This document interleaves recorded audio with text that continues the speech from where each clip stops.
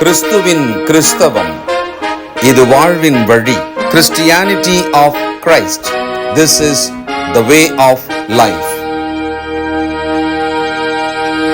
பரிசுத்த ஆண்டவர் இயேசு கிறிஸ்துவின் இனிய நாமத்திலே உங்களை வாழ்த்தி வரவேற்கிறேன். ஞானோபதேசம் வைஸ் டீச்சிங் வழியாக உங்களை சந்திக்கிறதுல மகிழ்ச்சி. நீதிமொழிகள் 27ஆம் அதிகாரம் 2வது வசனம். உன் வாய் அல்ல, புறத்தியானே உன்னை புகழட்டும், உன் உதடு அல்ல, அந்நியனே உன்னை புகழட்டும். இன்றைய தலைமுறை இந்த நவீன உலகத்தில் நம் கையில் இருக்கும் செல்ஃபோன் வழியாக நடக்கும் மிகப்பெரிய ஒரு மோசடி அப்படின்னு சொல்கிறதா இருந்தால், ஒருவன் தன்னைத்தானே புகழ்ந்து கொள்ளும்படியாக அது ஒரு ஒளிப்படமோ ஏதோ ஒரு காணொளியோ அல்லது தன்னை பற்றிய ஒரு செய்தியோ போலியாக செய்வது கோடிக்கணக்கானவர்களிடத்தில் இருக்கிற ஒரு பெருங்குற்றம். இதை சமுதாயம் பாதிக்கப்படுபவர்களால் பார்க்கப்படுகிறதே ஒழிய பொதுவாக பார்க்க மாட்டேன்து. பொதுவாக நம்ம கண்டிப்பாக பார்த்து தான் ஆகணும். பொதுவாக சில வருஷங்களுக்கு முன்னால் இப்படி ஒரு கிண்டலாக சொல்கிறது உண்டு. செல்ஃபோன் வந்துட்டதுலேருந்து பொய் அதிகமாகிடுச்சு. மவுண்ட் ரோடில் இருந்துக்கிட்டு இதோ நான் வீட்டுக்கிட்ட வந்துட்டேன் அப்படின்னு ஒருத்தர் சொல்லுவார். வீட்டில் கிளம்பும்போது இதோ ஆண்டு வேல இருக்கிறேன் அப்படின்வார். அப்போ தான் அவர் சட்டை போட்டுன்னு இருப்பார், ட்ரெஸ் பண்ணின்னு இருப்பார். இது நம்ம பேசுகிறது உண்டு. இப்போ என்ன ஆகிப்போச்சுன்னு சொன்னால், ஃபேக் ஐடி, அவர்களுடைய அடையாளத்தை போலியாக ஒன்றை அவர்கள் செய்து கொண்டு அது வழியாக மோசடிகளை செய்வது ஒரு பக்கம். இன்னொரு பக்கம் அவர்களே தோன்றுவது, அவர்களே சில புகைப்படங்களை போடுவது, இந்த மாதிரியான விஷயங்கள் வழியாக என்ன பண்ணுறாங்க, அவங்க தங்களை அழகாக உண்மையாக அவங்க அப்படி இருக்க மாட்டாங்க. ஆனால் இந்த ஊடகம் அல்லது அதில் இருக்கிற சில ஆப் வழியாக அவர்களுக்கு சில உதவிகள் இந்த மாதிரியான விஷயங்களில் கிடைக்கும்போது அதை வைத்து தங்கள் அழகை இன்னும் மெருகேற்றி கூட்டி வேறு மாதிரி ஆக்கி எல்லாம் பண்ணுறது உண்டு. அப்போ மனுஷன் என்ன விரும்பி இதை செய்கிறான்னா, தற்புகழை விரும்புகிறான், தன்னைத்தான் ஒருவர் புகழ வேண்டும் என்று விரும்புகிறான். இன்னும் எளிமையாக சொல்கிறதா இருந்தால், இவர் ஏதாச்சும் ஒன்று பேசினாலோ செஞ்சாலோ போட்டாலோ அதுக்கு லைக் வரணும். என்ன இவ்வளோ பேர் லைக் போட்டிருக்காங்க, அதனால தான் சமையல் செய்வதோ தங்களை அழகாக ஒளிப்படம் எடுத்து காட்டுவதோ அல்லது ஏதோ ஒரு விஷயத்தை புதுசாக சொல்கிற மாதிரி பேசுவதோ ரொம்ப நூதனமாக, அதாவது அந்த தலைப்பை பார்த்த உடனேயே 1,00,000 பேர் பார்த்துடுற மாதிரி அப்படின்னு. ஆனால் உண்மையாக இருக்கணும்னு அவசியமே இல்லை. இப்போ இங்கே என்ன நம்ம பார்க்குறோன்னா, பொருத்தியான் உன்னை புகழணும், அந்நியன் உன்னை புகழணும், நீயே அதை பண்ணாத அப்படின்றார். அடுத்தது என்னை புகழுங்கள் அப்படின்னு சொல்லிட்டு நானே ஒரு அப்ளிகேஷன் போட்டால் எப்படி இருக்கும்? தற்புகழை நாடுவது, சுய புகழ்ச்சியை நாடுவது, பிறர் தன்னை புகழத்தக்கதாக என்னெல்லாம் செய்யணுமோ அதை வகை வகையாக செய்வது. இந்த தலைமுறை அதை அதிகமாக செய்து கொண்டிருக்கிறது. நாமும் கூட அப்படி செய்யலாம். ஆனால் வேணான்றார், அப்படி கூடாதுன்றார் ஆவியானவர். 25ஆம் அதிகாரம் 27ஆம் வசனம்.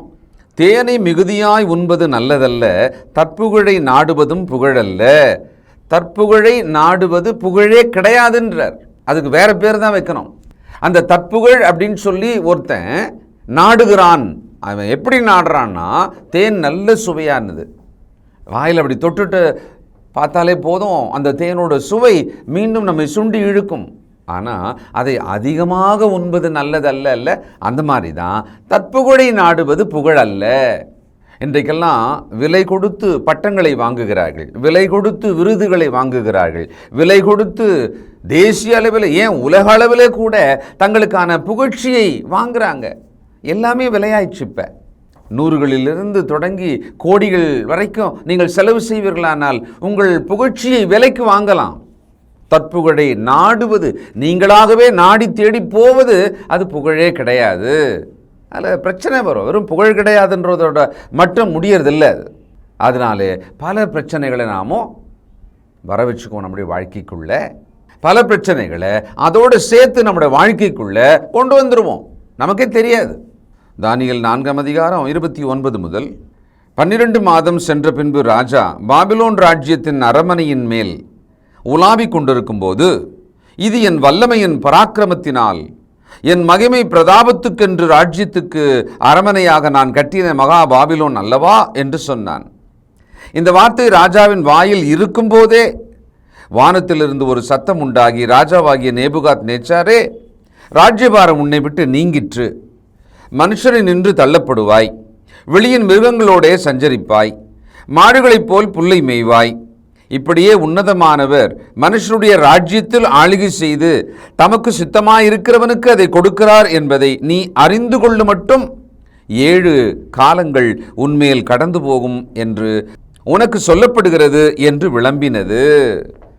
தற்புகழ்ச்சியாக, தன்னைத்தானே புகழ்ந்து கொள்ளும் விதமாக, பெருமையாக, செல்ஃப் போஸ்டிங், செல்ஃப் பிரைசிங், இன்றைக்கு தன்னைத்தானே புகழ்ந்து கொண்டு பேசுவது பொதுவெளியில், பொதுமக்கள் முன்னால், அரசியல் தலைவர்களிலிருந்து பேச்சாளர்கள் வரைக்கும் பேசுகிறத பார்க்குறோம்.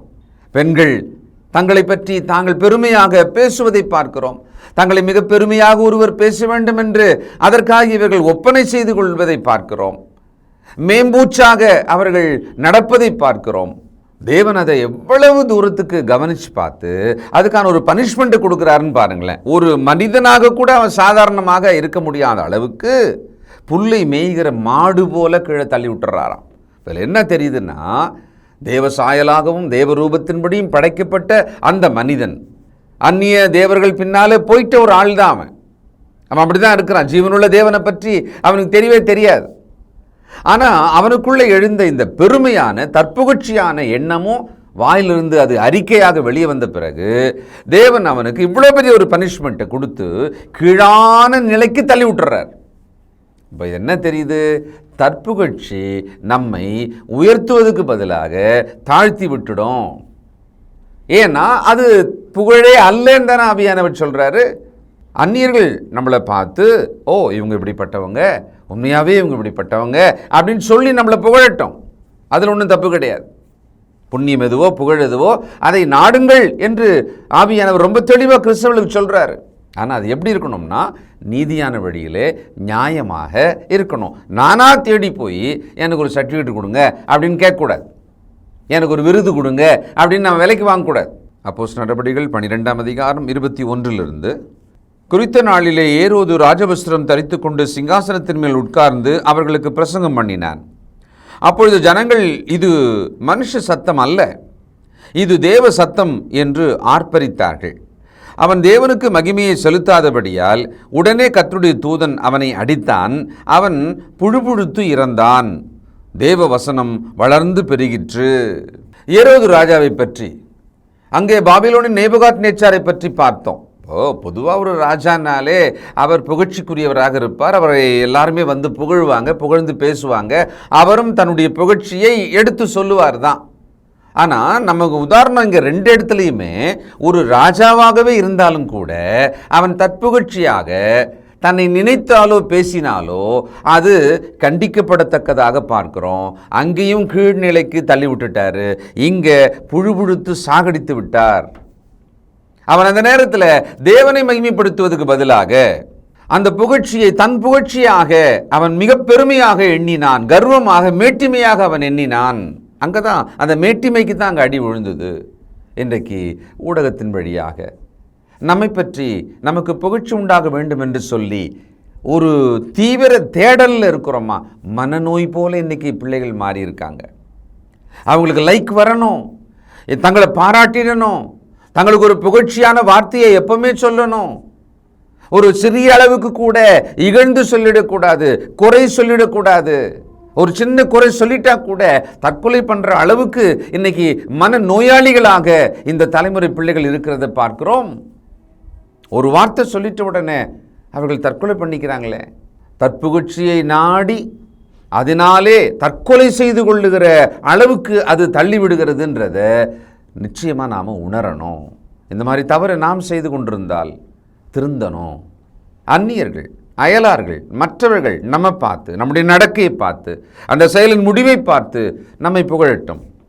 ஆண்டவர் சொல்கிறார் இல்லையா, உங்கள் ஒளி மனிதர் முன் ஒளிர்வதாக, உங்கள் நற்கிரியைகளை கண்டு இந்த உலக ஜனங்கள் எல்லாரும் சந்திப்பின் நாளிலே பிதாவை மகிமைப்படுத்தணும், பிதாவை புகழணும். அப்போ என்ன அர்த்தம்? என் செயல்பாடு என் புகழ்ச்சிக்காக அல்லாமல் தேவனை மகிமைப்படுத்துவதற்காக இருக்கணும். அப்படி நான் செய்யணும், அப்படி நான் நடக்கணும். இப்போது நான் லைக் வாங்குறேனே, அது எனக்கான லைக்கு தானே? தேவனுக்கு அது லைக் போதா? அவரை புகழும்படியாக என் செயல் இருக்கிறதா? இன்றைக்கு அவலட்சணங்களுக்கெல்லாம் லைக் தேடுகிற ஒரு உலகமாக நாம் இருக்கிறோமே. 1 கொரிந்தியர் 4:5 ஆதலால் கர்த்தர் வருமளவும் நீங்கள் காலத்துக்கு முன்னே யாதொன்றையும் குறித்து தீர்ப்பு சொல்லாதிருங்கள். இருளில் மறைந்திருக்கிறவைகளை அவர் வெளியரங்கமாக்கி இருதயங்களின் யோசனைகளையும் வெளிப்படுத்துவார். அப்பொழுது அவனவனுக்குரிய புகழ்ச்சி தேவனால் உண்டாகும். அவனவனுக்குரிய புகழ்ச்சி தேவனால் உண்டாக வேண்டும். அந்த புகழ்ச்சி தேவனால் அங்கீகரிக்கப்பட வேண்டும். நாம புகழ்ச்சியை விலைக்கு வாங்குற அளவுக்கு மார்க்கெட்டுக்கு தெருவுக்கும் போயிடக்கூடாது. இன்றைக்கு அதான் நடக்குது. கிறிஸ்தவர்கள் கூட இந்த தவறை செய்து கொண்டிருக்கிறோம். நம்மகிட்ட ஒரு மனமாற்றம் தேவைப்படுது. யோசிங்க, எதுக்காக நாம் நம்மை வேற முகமாக காட்ட முயற்சிக்கிறோம்? எதற்காக நம் இருக்கும் முகத்தை இன்னும் அழகு என்று சொல்லி பைத்திய நிலைக்கு போய் நம்மை காட்டுகிறோம்? தற்புகழ்ச்சிக்காகத்தானே. அப்போ செய்யறதும் போலித்தனம், உண்மைதல்ல. புகழ்ச்சி எப்படி உண்மையாக இருக்க முடியும்? அதுவும் போலி தானே. அப்போ ஒரு போலியான புகழ்ச்சிக்காகவே நான் எவ்வளோ மெனக்கடுறேன் பாருங்களேன். அதுக்காக நான் எவ்வளோ செலவு பண்ணுறேன், அதுக்காக நான் எவ்வளோ நேரத்தை செலவு பண்ணுறேன். அது எனக்கு மன உளைச்சலை கொடுக்கிறது, மன அழுத்தத்தை கொடுக்கிறது. அது ஒரு நாள் மன நோயாக மாறிவிடுகிறது. அங்கேருந்து என்னால் வெளியே வரவே முடியல.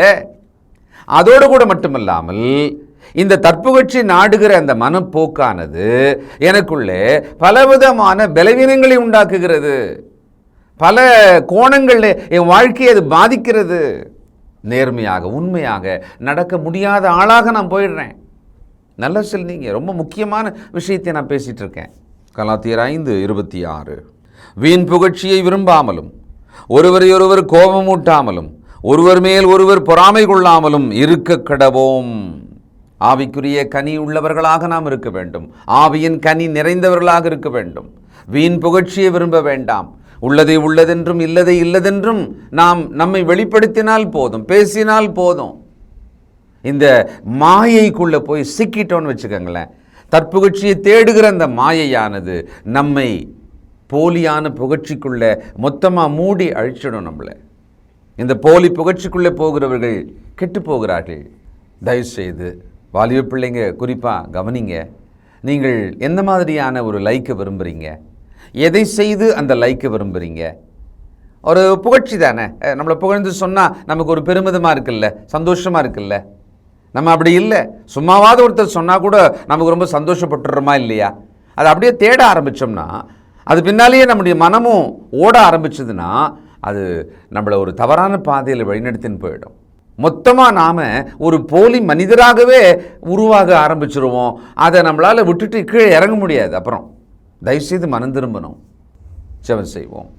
இரக்கமுள்ள பிதாவே, பரிசுத்தரே, ஏதோ இந்த தலைமுறையிலே நாங்கள் போராடி கொண்டிருக்கிற பிரச்சனையாகிய ஒரு விஷயத்தை இன்றைக்கு நாங்கள் கவனித்தோம்ப்பா. தற்புகழ்ச்சியை நாடுவது, சுய பெருமையை நாடுவது, கையில் இருக்கிற இந்த ஃபோன் வழியாக இந்த ஒரு மனோவியாதி அநேகரை பிடித்திருக்கிறது. இதோ எங்களை சரி செய்துவிடும். இந்த மாய வலையில் நின்று எங்களை விடுவியும். நாங்கள் உமக்கு பிரியமாக இருக்க, நேர்மையாக இருக்க, உண்மையாக இருக்க விரும்புகிறோம். எங்களுக்கு உதவி செய்யும். எங்களை மன்னியும். நாங்கள் உமக்கு பிரியமாக நடக்க தொடர்ந்து எங்களை வழி நடத்தும். இயேசு கிறிஸ்துவின் நல்ல நாமத்தில் ஜெபிக்கிறோம் பிதாவே, ஆமென்.